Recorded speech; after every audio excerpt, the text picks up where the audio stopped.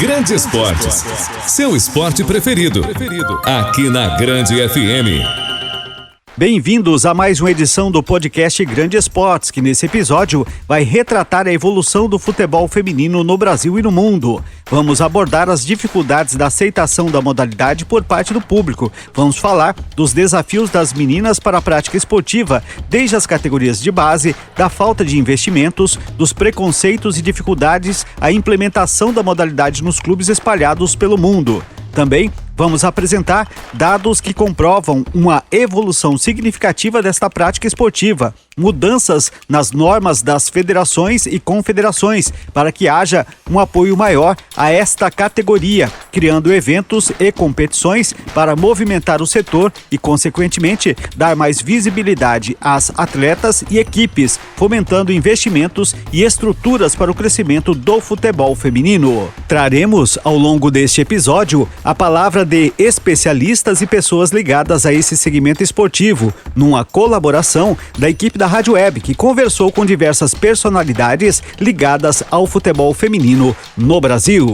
Fique com a gente, o podcast Grande Esportes, Evolução do Futebol Feminino, está entrando no ar e desejamos que você aproveite de forma significativa nosso conteúdo. Grande Esportes, esporte é vida, esporte é saúde. Mesmo com as conquistas, principalmente as individuais, como as da jogadora Marta, e com várias atletas atuando na Europa, o futebol feminino ainda causa estranheza em muitas pessoas. E isso não é só no Brasil.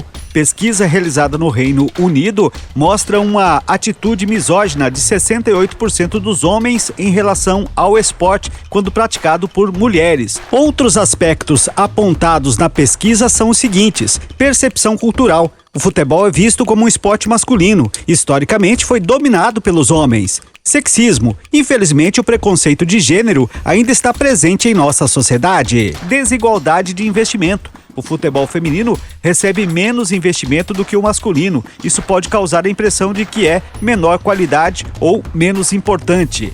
Falta de visibilidade. Recebe menos atenção da mídia. Isso pode levar a um ciclo vicioso. Sem a cobertura da mídia, o esporte tem dificuldade para atrair novos fãs e jogadoras. História mais curta.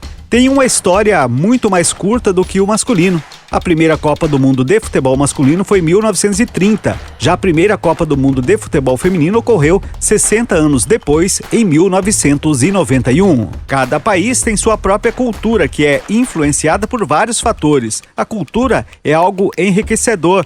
Trocar experiências, aprender e ensinar é algo que diferentes costumes proporcionam. A modalidade de futebol feminino foi por muito tempo proibida de ser praticada, impulsionando ainda mais as desconfianças e preconceito com o esporte. Muitas garotas que têm o sonho de se tornarem atletas profissionais passam por dificuldades inimagináveis no início de suas carreiras. Desta forma, o futebol feminino ainda é estranho para muitas pessoas e, segundo o psicólogo formado em terapia comportamental, Januís Leonard, isso se dá por questões culturais e preconceitos. Em primeiro lugar, a gente tem uma percepção cultural do futebol como se ele fosse um esporte essencialmente masculino. E, historicamente, ele foi dominado pelos homens. Isso, naturalmente, é atravessado por sexismo, um preconceito de gênero que está muito presente, infelizmente, ainda na nossa sociedade. Então, as pessoas, geralmente homens, acabam presumindo que as mulheres são menos capazes fisicamente e menos capazes de jogar futebol em alto nível. Um grande problema que dificulta muito o crescimento do futebol feminino é a falta de investimento.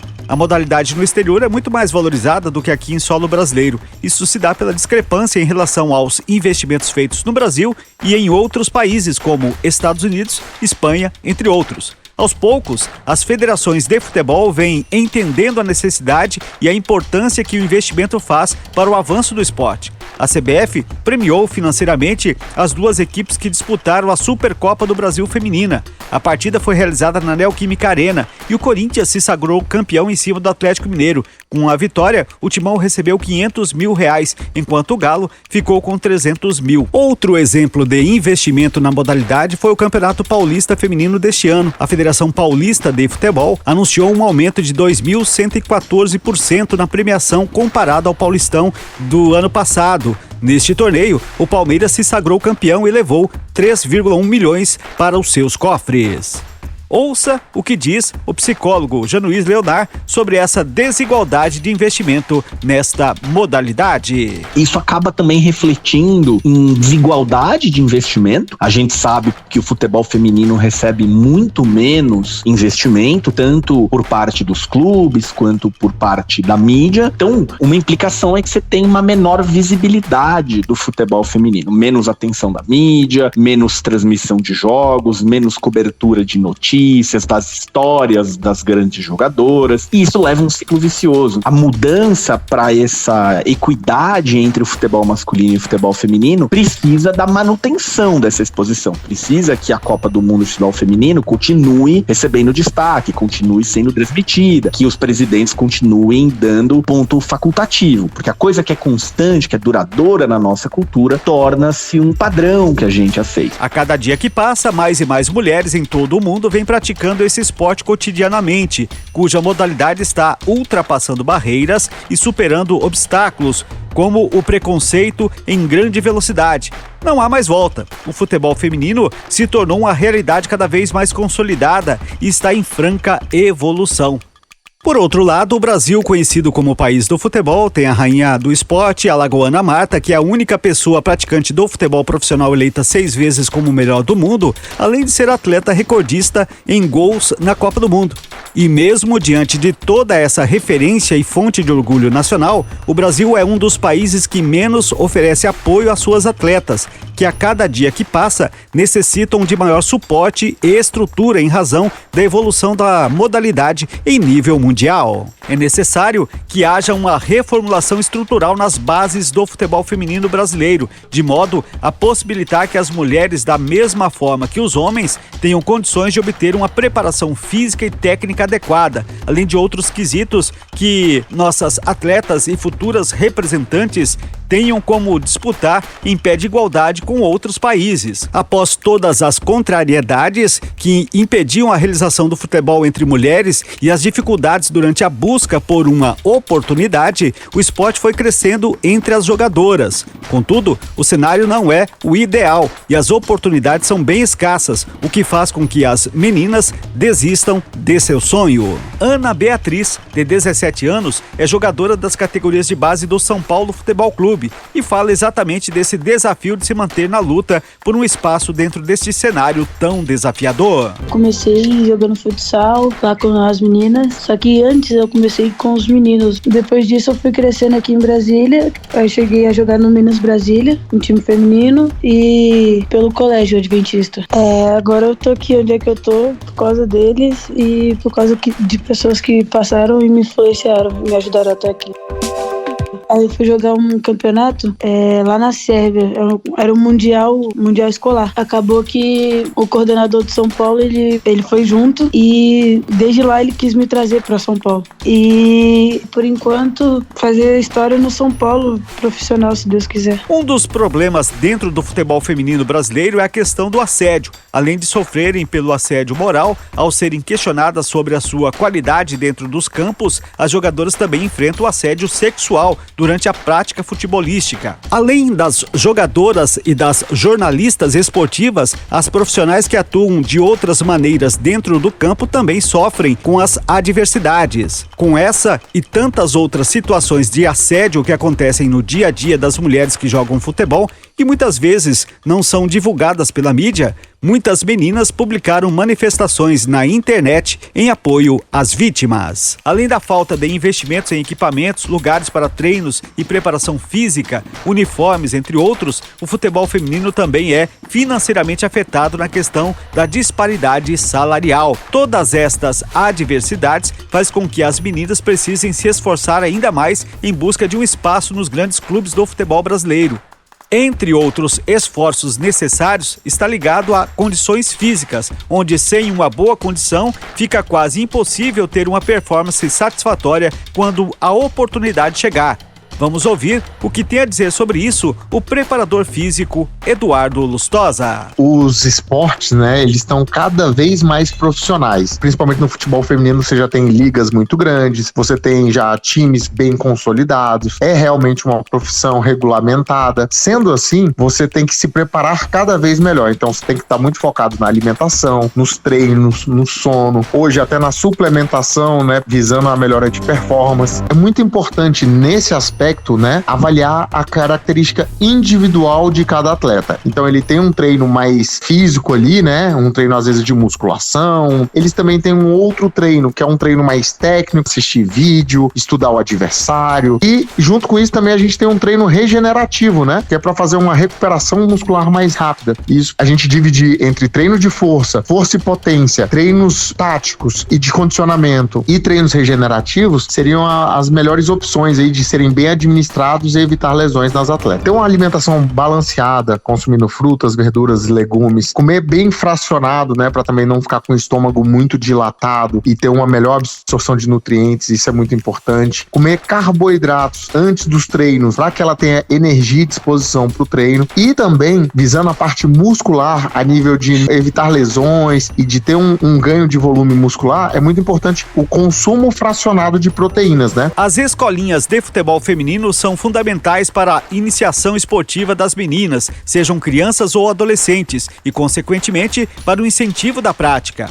Há muito tempo, existe um preconceito em relação à capacidade física das mulheres e ao seu papel na sociedade, inclusive envolvendo sua participação em vários esportes. Atualmente, ainda enxergamos os reflexos da falta de oportunidade que impediu as mulheres de mostrarem seu talento no futebol por décadas. Por exemplo, a falta de incentivo da família e a pressão social para as meninas seguirem certos padrões prejudicam a entrada delas no esporte.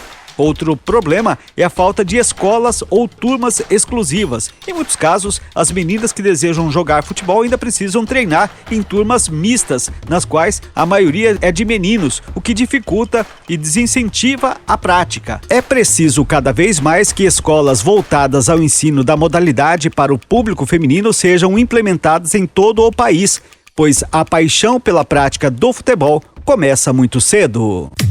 Jogo desde que eu era pequenininha. Acho que eu comecei a jogar desde que eu tinha uns 4 anos. Eu descia pra jogar bola com meu pai e aí ele me ensinou. Brincava lá, eu fui melhorando, fui gostando e hoje eu tô aqui. Foi o caso da Mari, hoje com 12 anos e treinando forte na escolinha de futebol que frequenta em Águas Claras, no Distrito Federal. Eu queria seguir, eu acho uma carreira muito legal, muito difícil, trabalhosa, precisa muito esforço. Eu gostaria muito que desse certo. Eu fui conferir a final do campeonato da escolinha, que reúne mais de 200 alunos. A mãe da Mari, a torcedora Tatiana Trindade, também estava lá. Acompanho todos os treinos, 2 vezes a semana, né, é o treino. Jamais imaginei que eu fosse viver essa vida de futebol. Meu marido não acompanhava futebol assim tanto, mas agora a gente tá sempre junto, sempre dando força, acompanha a escolinha, acompanha os campeonatos. E você espera que a Mari siga a carreira profissional? Eu espero sim, se for pra ela ser feliz, eu espero. Ela ama, ela joga com paixão, ela gosta muito mesmo. Você vê que é a vida dela, o olhinho dela chega a brilho. E Mari fez o gol das meninas na partida. Vai, Mari!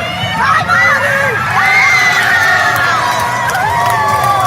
Assim como ela, Júlia, a zagueira, defendia e atacava. Incrível, ela estava em todo lugar na quadra sem nenhum medo de enfrentar os ataques nas jogadas dos meninos. Jogo futsal no final de semana, numa quadra com os meninos mais velhos e eu acho que eles apoiam bastante. E lá na quadra os meninos são bem gentis também, de boa. Certo, então não tem esse preconceito? Às vezes pode até ter, só que é bem raro. Júlia começou brincando com a bola, jogando com o primo na casa da avó. Já a Gabi era o pai que levava para jogar na pracinha e ela adorava. Ele tentou a carreira de jogador, mas a falta de recursos não tornou o sonho possível. Sonho que hoje é da Gabi. Eu penso continuar jogando porque o Juventude é uma das escolinhas muito bem preparadas, que deixa você profissional. E eu quero que daqui pra frente eu possa entrar em times da Europa ou do brasileiro. Mas elas são apenas 3 meninas no time misto da categoria Sub-13, a última categoria que permite um time misto na escolinha. Ano que vem elas precisam achar mais meninas para fechar o time. A mãe da Mari está um pouco preocupada, mas torcendo, claro. Elas podem jogar misto só até essa idade, mais ou menos 13, 14, porque depois a força física muda muito, né? E a própria escolinha está tentando conseguir atletas femininas para formar um time feminino, ou então, infelizmente, a gente tem que procurar fora, porque são muito menos atletas meninas, aqui só tem 3. Torcer para que a escolinha consiga um time que elas fiquem aqui mesmo. As escolas de futebol feminino são o espaço ideal para se desenvolver o talento e a paixão pelo esporte nas novas gerações de garotas e jovens. As vantagens físicas são evidentes, como o aumento da massa muscular, redução da gordura corporal, melhor flexibilidade, agilidade e concentração. Os benefícios psicológicos e sociais também são muito relevantes. Durante o treino na escolinha, as meninas aprendem a tomar decisões, lidar melhor com frustrações, respeitar os adversários e trabalhar em equipe, fora a simples diversão que o futebol traz. Além disso, a prática rotineira do esporte é uma oportunidade incrível para as meninas fazerem amizades fora da escola e do mundo virtual dos games. Por fim, as escolinhas de futebol feminino ou turmas para garotas são o primeiro passo para uma possível profissionalização, formando futuras jogadoras de grandes clubes e da seleção brasileira. Desde a Copa do Mundo do Brasil de 2014, a procura por escolinhas de futebol feminino vem crescendo. E Júlia, de 12 anos, aposta nesse crescimento, principalmente após a Copa do Mundo, realizada neste ano de 2023, de forma conjunta pela Austrália e Nova Zelândia. Vai todo mundo assistir mais pela derrota do Brasil no ano passado, porque todo mundo ficou nessa, não, vai ter a feminina, então vai ser mais uma pressão nas meninas, porque elas vão ter que ganhar porque o Brasil perdeu. Opa, a Júlia já colocou mais pressão ainda no time das meninas do Brasil e a mãe da Mari já prepara a cobertura dos jogos em casa. Na minha casa, por exemplo, a gente acompanha também, porque a Mari assiste, a gente acompanha os jogos, o pai da Júlia também leva. A gente está sempre procurando as meninas de outras escolinhas que jogam para elas assistirem, incentivarem, elas chamam as amigas também para vir. O futebol feminino vai crescer bastante. A Gabi também acha. Sim, acho que sim, porque na Copa é algo que incentiva mais as pessoas a jogarem futebol. Então, sorte para essas meninas que estão começando, porque o sonho de fazer parte da seleção é bem possível. Para ter uma ideia, o time convocado pela técnica sueca Pia Sundhage mescla atletas experientes e novatas. De 23, 11 jogadoras convocadas nunca estiveram em uma Copa. A evolução do futebol feminino não é apenas o que vemos em campo, de qualidade de jogo, número de gols marcados, por exemplo, mas também o que enxergamos fora dele, como postura, estrutura e planejamento. Boa parte das equipes nacionais pecou na montagem de elenco, com lacunas e falta de profundidade evidente. Essas carências somadas às lesões, à Covid-19, às convocações para a seleção, sejam elas para a principal ou de base, e ao calendário apertado, trouxeram um enorme desafio para as comissões técnicas. Grande Esportes, jogado com emoção. O futebol feminino precisa de um trato diferente e um tipo de envelopamento para ser vendido, deixar tudo muito bem apresentado, para ser reconhecido como um produto e assim conseguir mais prestígio e lugar de importância dentro da sociedade. Ele precisa ser construído genuinamente pensado para o futebol feminino e não adaptado do masculino, o que é possível perceber em alguns casos. Quanto mais esse sentido afinado de perceber as particularidades for desenvolvido, mais assertivo será o marketing. Vender o futebol feminino como produto é entender que esse esporte pode ser cada vez mais visto dentro e fora do país. É normal que brasileiros conheçam o futebol estrangeiro, mas por lá, a seleção que é a mais lembrada, é claro, é a masculina. O que se busca com esse pacote de entretenimento é trazer brilho para o futebol, alegria para quem assiste e a emoção de ver um campeonato, não só um time isolado. Infelizmente, o Brasil ainda engatinha em questões esportivas desde cedo, diferente do que acontece em outros países em questões governamentais da parte da educação como um plano nacional de esporte. Diante disso, o importante é que as mulheres guerreiras, como sempre, nunca desistam e sigam cada vez mais buscando seu espaço nessa modalidade esportiva. Pratique esportes, pratique saúde. Esse foi o podcast Grande Esportes, disponível no grandefm.com.br ou na sua plataforma de áudio preferida. Siga nosso podcast nas redes sociais, assine nosso podcast, se inscreva em nossos canais e favorite nosso conteúdo. Assim você será notificado toda vez que tivermos novidades. Esperamos que você tenha gostado deste conteúdo e em breve novos episódios estarão à sua disposição. Você conferiu Grande Esportes, seu esporte preferido, aqui na Grande FM.